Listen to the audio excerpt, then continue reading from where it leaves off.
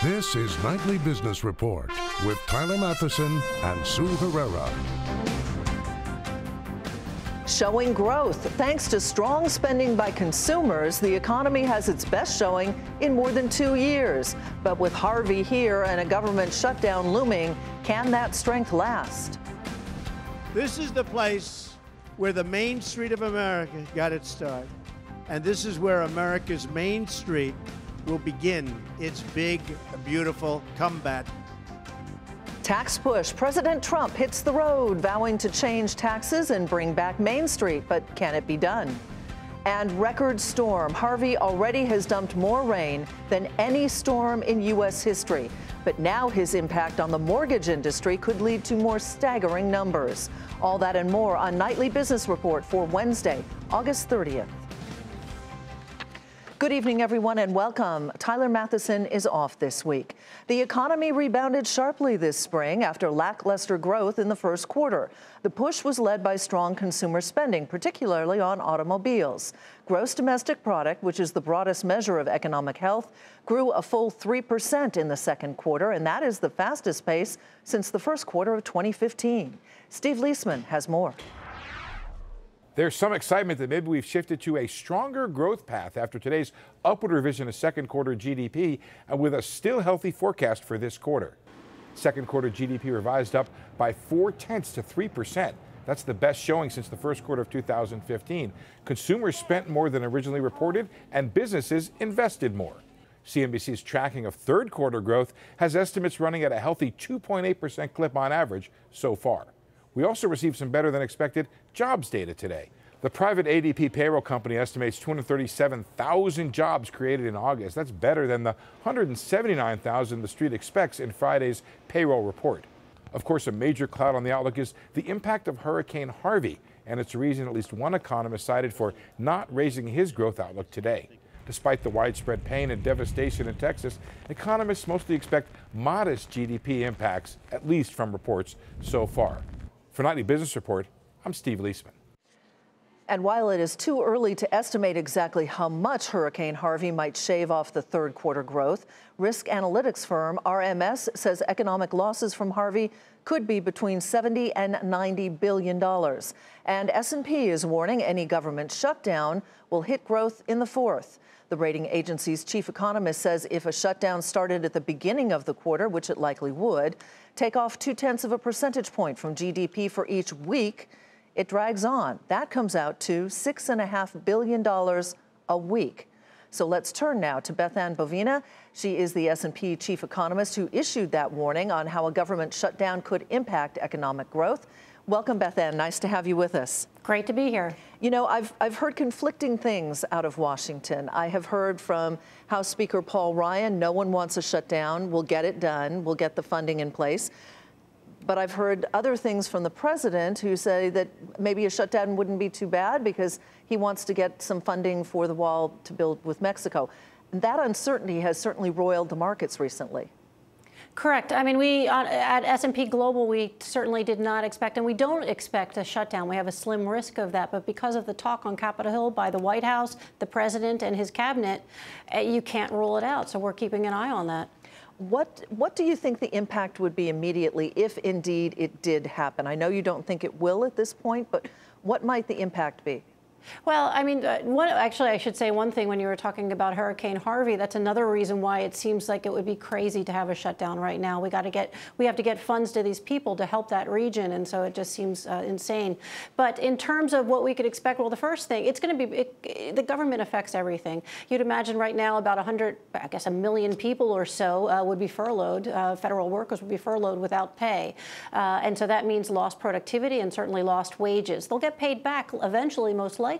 But that means they don't have enough money to spend right now. It spreads further. It goes to all the shops and restaurants around national parks that are closed, and of course private contractors that have contracts with the government. Well, you know, they're going to be put those on hold as well. Yeah, businesses also don't want to invest in a time of uncertainty. They don't want to hire in a time of uncertainty.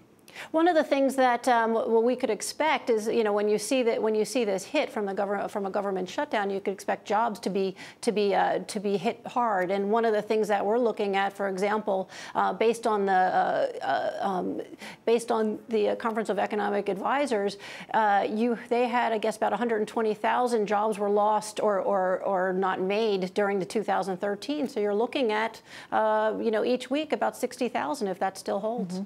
Now, given we have this obviously looming, but put that aside for a few moments, is the growth rate that we're seeing in the U.S. economy, or even better, sustainable? The 3% that we saw just most recently? Look, I'm happy to see it. It's wonderful. It's been a long time. It's been a long time coming.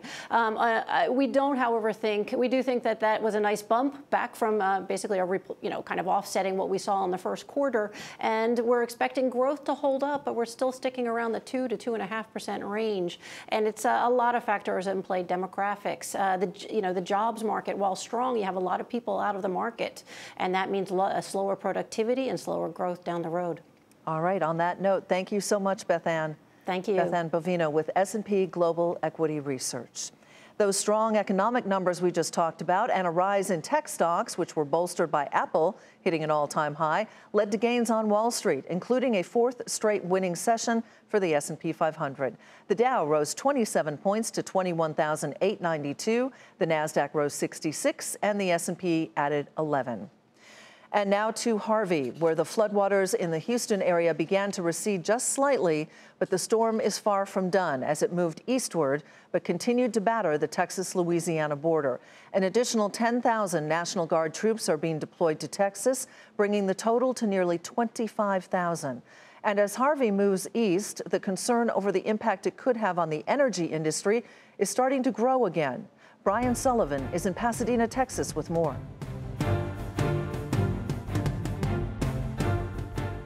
Hurricane Harvey may have left the Houston and Galveston area, but it sent another reminder today that it is still active and it is still dangerous. The hurricane swung to the east, smashing the Texas towns of Beaumont and Port Arthur, along with southwestern Louisiana. Many residents there reporting rapidly rising waters and asking for help. In the meantime, it may add to concerns over gasoline supplies, which have already been slowed down, because Beaumont and Port Arthur are home to 4 big oil refineries, including the single biggest in the United States, Motiva's 600,000 barrel a day facility. All are shuttered because of the storm. There is another concern as well, maybe one a little bit closer to your kitchen cabinets, and that is the supply of ethylene. About 70% of ethylene supplies come from Texas, and by some accounts, 40 to 50% of that supply may have been knocked offline. Ethylene, while not that common of a name, goes into a lot of things you use, including bottled water, packaging, consumer products, auto parts, and thousands of other products. So suppliers and manufacturers are going to be watching the recovery of the ethylene market as well. In the meantime, as the waters clearly recede, Houston may have another problem, which is the cleanup. No doubt, like you can see the garbage strewn along this path on the Buffalo Bayou, the cleanup will be long, it will be messy, and it will be expensive. For Nightly Business Report, I'm Brian Sullivan in Pasadena, Texas. And back in Houston, some businesses began to open their doors, and the people came. Contessa Brewer is in Houston, where there are signs of slow progress being made.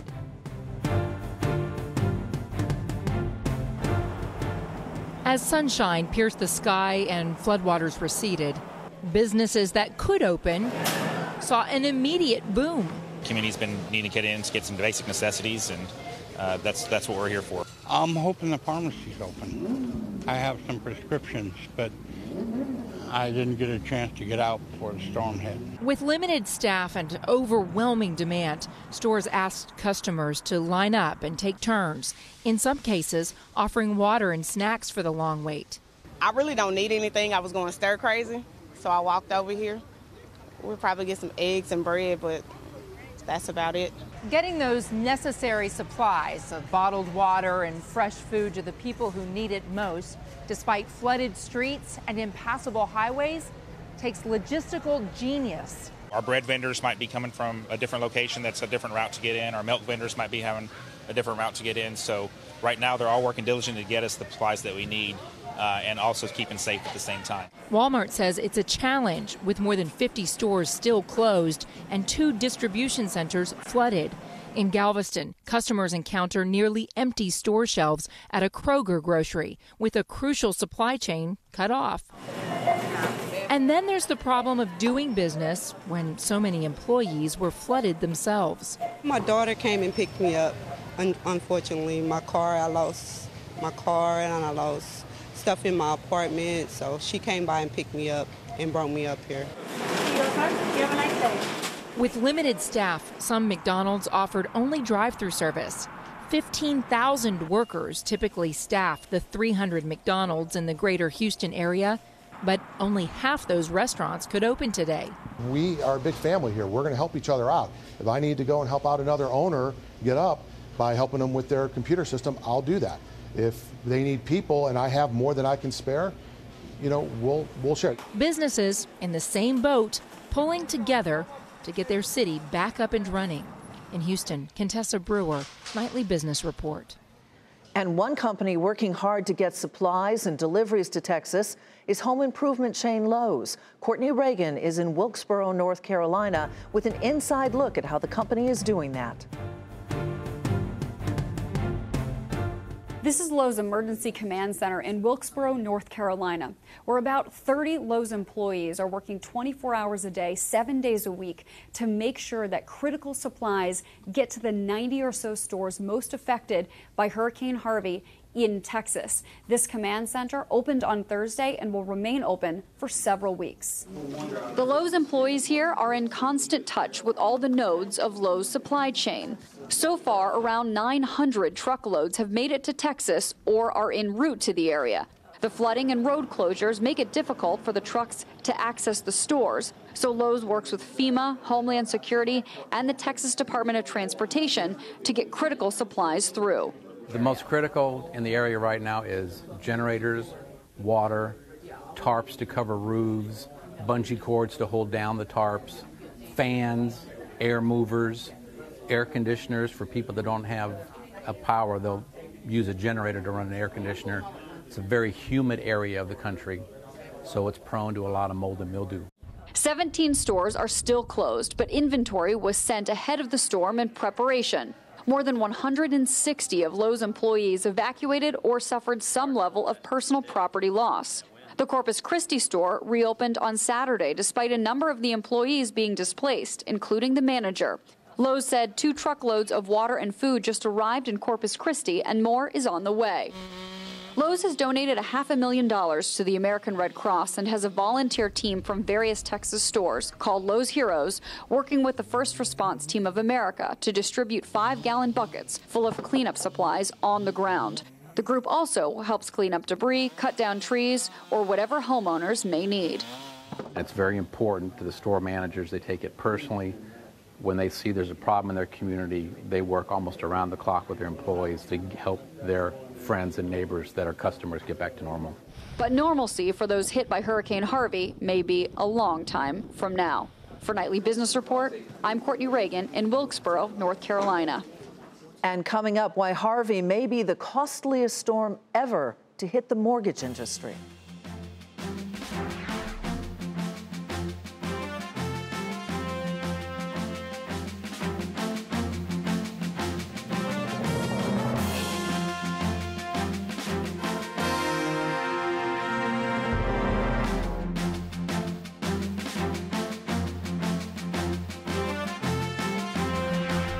We want to renew our prosperity and to restore opportunity, then we must reduce the tax burden on our companies and on our workers. President Trump making his case for tax reform, saying it is key for economic and wage growth. But what did he say that we didn't already know, and can he get it done? Andrew Friedman, principal at the Washington Update, joins us now to talk about that. Welcome back, Andrew. Nice to have you here. Thanks. It was great to be here. When you listened to the president today, you know, he's on the stump trying to sell his tax package. Was there anything new in there that we didn't already know what his goals were? No. I mean, the president addressed one important aspect of tax reform, which is lowering tax rates. If you lower tax rates, people and businesses keep more of their earnings, they spend that additional earnings, and that buoys the economy. But there's a second part of tax reform that's harder than just reducing rates, and he alluded to that, which is simplification, which really means getting rid of or curtailing tax deductions. And that allows tax reform to be revenue neutral for the government. You have a lower rate, but you have a broader base that brings in the same revenue. Well, he didn't tell us what tax deductions he wants to change. Right. We know, I'm sorry, go ahead. No, finish your thought.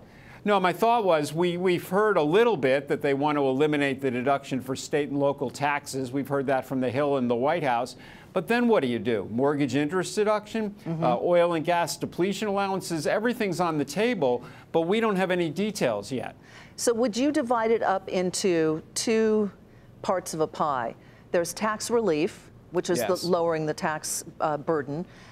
But then there's tax reform, and it seems to me the latter is going to be much more difficult for Congress to achieve because you have all these lobbying interests. For instance, you mentioned the mortgage deduction. The real estate lobby is going to be actively pushing back against that. What are the odds, do you think, that Congress will go along with the tax relief, but not necessarily with the tax reform? Well, I think you really nailed it, Sue. That's exactly right. Whenever you identify a deduction that's going to be changed, people come out of the woodwork and object, and that's why we haven't seen tax reform since 1986. The easy thing to do if you can't get reform is to say, okay, we're going to reduce tax rates, have tax relief, everybody pays less, or most people do, and we go home. The problem with that is it adds to the federal deficit. We're already trying to increase the debt ceiling to allow the government to borrow more money. We're going to have to keep borrowing more and more if tax receipts go down. I think there's a really good possibility this year we see a tax cut without tax reform. That lets Republicans say, well, we cut taxes, we did what we promised, but it really kicks the can down the road for how are you going to deal with a government deficit. Right, exactly. So what does that do then for market volatility? Because the market has been counting on both parts of that pie, the tax relief and also the tax reform. I actually think the market, at least in the short term, would be satisfied with tax relief. It means businesses keep more of their earnings. I think that's what they're really looking for. The concern about the deficit, which will be a problem for the market down the road, probably doesn't hit that much this year. So it seems to me one way or another we get tax relief. That satisfies the markets. Yeah, it'll be volatile until then. We got to deal with the debt ceiling and keeping the government open. But one way or another we'll get through that. We'll see a tax cut. I think the markets will be happy with what happens. On that note, the optimistic Andrew Friedman, thank you very much. Thanks for having me. Appreciate it. He's with the Washington Update. And spirits are on the rise at Brown-Forman. And that's where we begin tonight's Market Focus.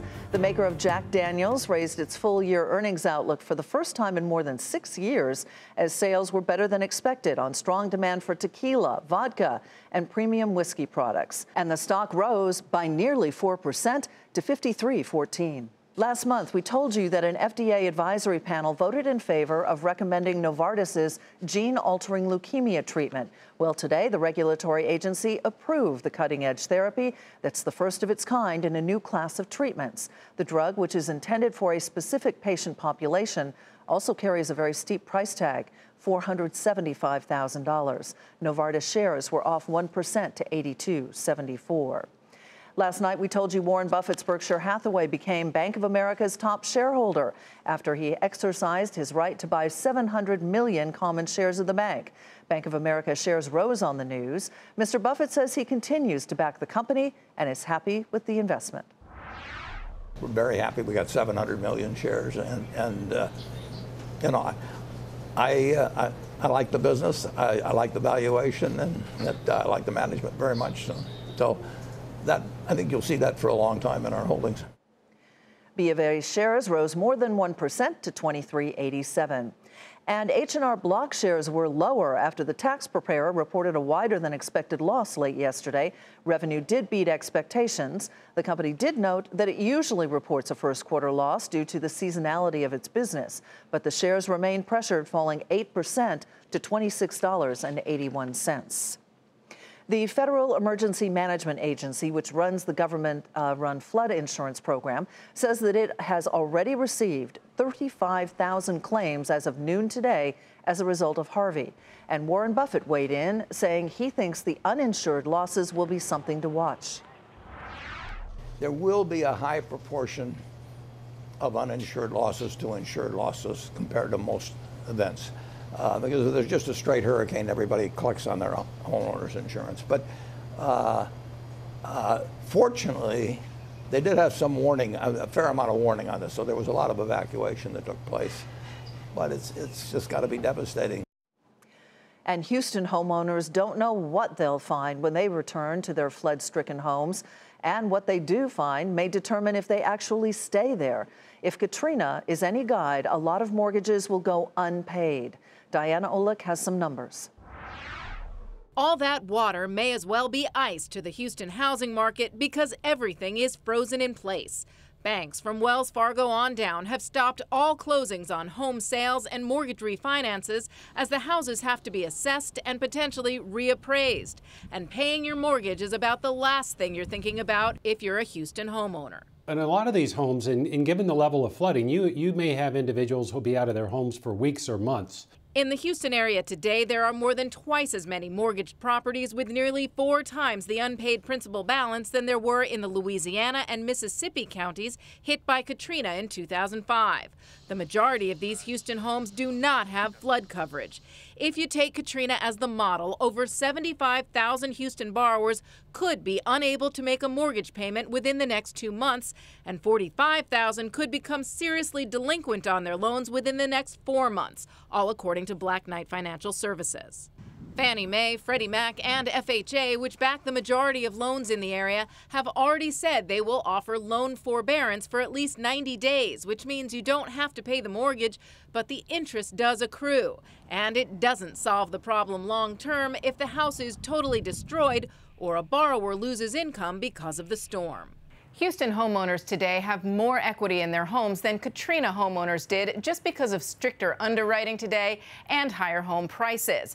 So they should have the incentive to stay and pay. But if the amount of losses they suffer on their homes is higher than the equity they have, they could still walk away.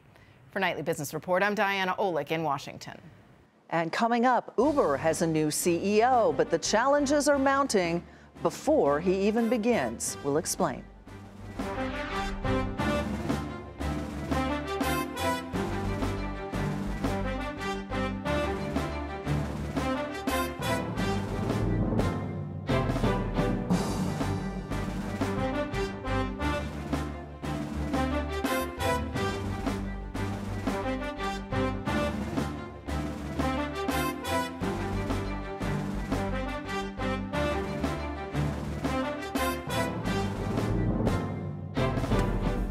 Here's a look at what to watch for tomorrow. It is a big data day, starting with weekly jobless claims. We get a sense of how the consumer is faring when personal income and spending data for July is released, and a snapshot of housing demand with July pending home sales. That's what to watch for on Thursday. Ford is reportedly looking at putting self-driving technology into its commercial trucks and is working with multiple partners at getting its driverless vehicles on the road. Ford's vice president of autonomous vehicles told Reuters the goal is getting them on the road by 2021, including things like delivery and ride-sharing services. And speaking of ride-sharing, a day after saying he would take the job, Uber's new CEO got a chance to meet his troops in an all-hands-on-deck meeting at the company's headquarters. And he told employees Uber could go public in 18 to 36 months. Deirdre Bosa tells us what else is next for Uber's chief, who seemingly has a lot on his plate already. It's official. Dara Khosrowshahi will be Uber's next CEO, starting the job this following Tuesday, after a fraught selection process that saw candidates re-enter the running and drop out in the 11th hour. Uber's board telling employees they voted unanimously to appoint Khosrowshahi to lead the company forward after a difficult year. Yet before he's even had time to settle in, fresh challenges are emerging. Just a few hours before Uber announced its new CEO to employees, it confirmed the existence of a preliminary investigation led by the Department of Justice into possible violations of bribery laws. And today, as Khosrow Shahi meets his new team at Uber headquarters in San Francisco at an all-hands meeting, the battle between one of Uber's biggest investors, Benchmark Capital, and former CEO Travis Kalanick heads to court. A fight that early Uber investor Shervin Peshawar says could stymie a major investment round for Uber and obstruct the company's much-needed turnaround. Filing a lawsuit against the founder and the company in the middle of a CEO search, in the middle of a major strategic investment round is not prudent, and that's not the way they should have acted. Then there's the role of Kalanick himself, who was pushed out of his CEO role about 2 months ago. In a statement, he said he, quote, couldn't be happier to pass the torch to such an inspiring leader. But does he mean it? Reports say that he's been reluctant to give up control of the company he founded and grew into a nearly $70 billion ride-hailing giant. A source familiar with Kalanick's thinking tells CNBC that he will be at Khosrow Shahi's service. Khosrow Shahi will have to decide if he wants the help from Kalanick or from meddling board members, or if he wants to distance himself from some of the people who presided over a company that has faced crisis after crisis over the past year. For Nightly Business Report, I'm Deirdre Boza, Vancouver. And that is Nightly Business Report for tonight. I'm Sue Herrera.